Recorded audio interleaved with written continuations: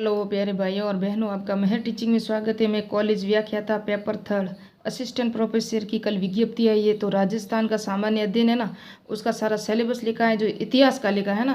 तो इसके अंदर 4 यूनिट दी हुई है हमारे सिर्फ इतिहास में। जो थर्ड पेपर है ना, उसके अंदर 4 यूनिट ही है और 3 सभ्यताएँ दी हुई है, निम्बाहेड़ा, बागोर और मांडिया। प्रथम यूनिट है जिसमें मैंने या अभी निम्बाहेड़ा का लिखा नहीं, मैंने बागोर की लिखवा रही हूँ अभी। पहले मध्य पाषाणकालीन स्थल है, जो मध्य पाषाणकालीन स्थित की क्या क्या विशेषताएं हैं, और फिर यहाँ से बागोर भीलवाड़ा के जो भी अवशेष थे, जो भी टॉपिक है, वो मैंने पूरी लिखी डिटेल से कि कौन कौन से परीक्षा में आने के लायक है। उसके बाद तिलवाड़ा बाड़मेर, ये भी मध्य पाषाणकालीन स्थल है, क्योंकि राजस्थान में मध्य पाषाणकालीन स्थल और स्थल 3 ही दिए हुए हैं, बागोर, मांडिया और निम्बाहेड़ा। और नेक्स्ट में हमारा वीडियो होगा वो निम्बाहेड़ा चित्तौड़गढ़ का मैं बनाऊंगी।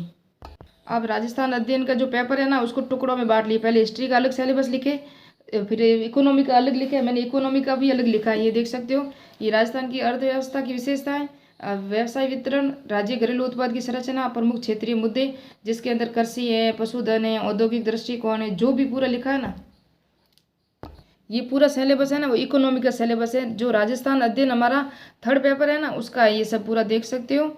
उसके बाद मैं आपको, मेरी पूरी कोशिश रहेगी कि आज अभी मैं बागुर सभ्यता का दे रही हूँ, उसके बाद कल सुबह तक आपको निम्बाड़ा का मिलेगा। क्योंकि मैं अब पूरी कोशिश करूँगी कि दिन में 2 वीडियो दूँ, शाम को आपको इकोनॉमी का वीडियो दूँ जो परीक्षा के आने के लायक है। और नेक्स्ट असिस्टेंट प्रोफेसर का जो पेपर हुआ था ना, उसके अंदर इकोनॉमिक्स से कम 30 प्रश्न आए थे। प्रश्न भी मैं आपको बता दूंगी कि कहाँ से आए थे। तो इसलिए मैं चाहती हूँ कि पहले आपकी आर्थिक समीक्षा और इकोनॉमिक जो भी पॉइंट सिलेबस में दिए हैं वो मैं कवर कर लूँ। तो वो शाम को वीडियो आएगा, सुबह आपका हिस्ट्री का आएगा। प्रथम यूनिट अभी स्टार्ट करते हैं। पहला ही टॉपिक निम्बाहेड़ा, बागोर और मांडिया। मध्य पाषाण काल की विशेषताएं पहले हम देख लेते हैं। इस काल में छोटे व हल्के पाषाण उपकरण, स्क्रैपर और पॉइंट जिसे उल्लेखनीय थे।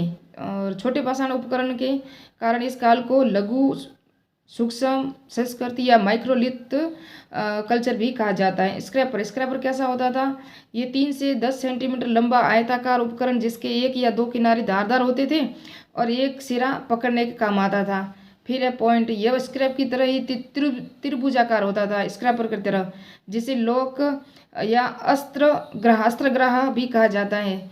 यह शिकार में काम आता था। इस काल में मनुष्य ने पशुपालन प्रारंभ कर दिया था, लेकिन कृषि से अभी परिचित नहीं था। मनुष्य द्वारा पाला गया प्रथम जानवर कुत्ता था। राजस्थान के प्रमुख जो मध्य पाषाणकालीन स्थल है, बागोर है, तिलवाड़ा है, पचभद्रा है, सोजत, धनेरी, पाली और विराटनगर, जयपुर और सेटनगौर। ये जो है ना मध्य पाषाणकालीन स्थल है, तो इनको सबको पढ़ना पड़ेगा।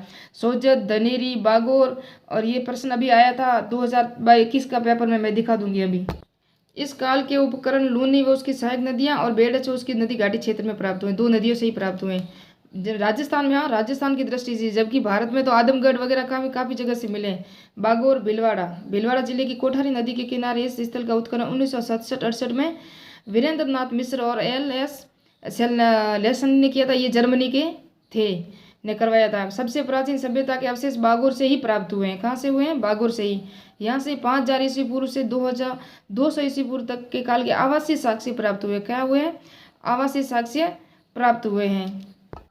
ये परीक्षा है ना, ये पेपर है ना, बागोर और आदमगढ़ जिला होशंगाबाद मध्य प्रदेश से पशुपालन के प्राचीनतम साक्ष्य प्राप्त हुए। ये असिस्टेंट प्रोफेसर हिस्ट्री में 2021 में प्रश्न आया था। अगर आपको पूरे एग्जाम के पेपर तो देखने ही पड़ेंगे, जिनका समय लगभग 5000 ईस्वी पूर्व माना जाता है। बागोर में नर कंकाल भी मिला है। यहाँ से 14 प्रकार की कृषि के प्रमाण भी मिले हैं। कहाँ से मिले हैं? बागोर से। यहाँ से आखेट, कृषि, पशुपालन तीनों के साक्ष्य मिले हैं। कहाँ से? बागुर सभ्यता से। बागुर सभ्यता को आदिम संस्कृति का संग्रहालय भी कहा जाता है ना। और उत्खनन के दौरान यहाँ से प्रागैतिहासिक काल की सभ्यताओं के अवशेष भी प्राप्त हुए।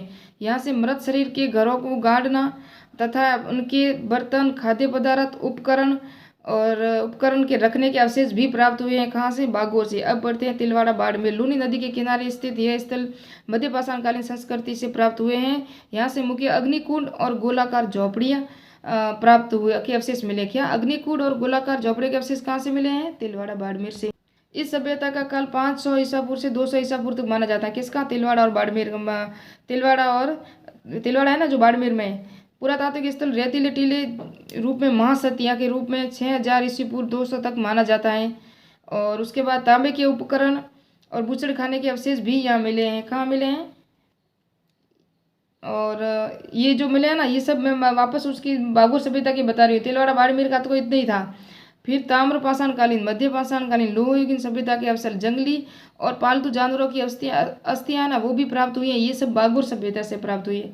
तिलवाड़ा कहते तो सिर्फ एक तो अग्निकुंड और गोलाकार झोपड़े के अवशेष ही मिले हैं, यही है। बाकी ये सब है ना, ये सब वापस बागुर सभ्यता का ही है। नेक्स्ट वीडियो में पढ़ेंगे निम्बाहेड़ा चित्तौड़गढ़ में। मिलते हैं नेक्स्ट वीडियो में। और शाम को कोशिश करूंगी पूरी इकोनॉमिक का टॉपिक जो वीडियो है ना वो बनाने की कोशिश करूंगी, क्योंकि विज्ञप्ति आ गई है, अक्टूबर में एग्जाम है।